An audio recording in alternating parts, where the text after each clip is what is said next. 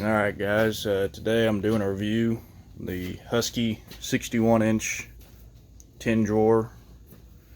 Got it from Home Depot I got it for $545. You can get it for about $700 if it's not on sale. Take a look at it. It's got the nice open top, LED plug-in. This is a tin drawer. It's got quite a few deep drawers.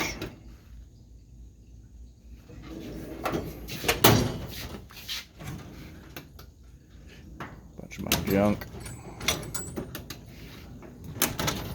Got the big main drawer, about 15 inches deep. You got the smaller ones.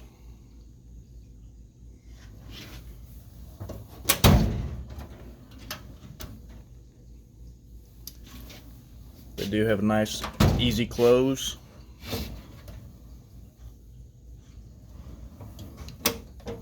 Got the big bottom shelf for pretty much any of your big tools.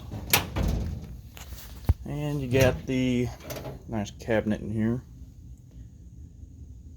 about 20 inches deep.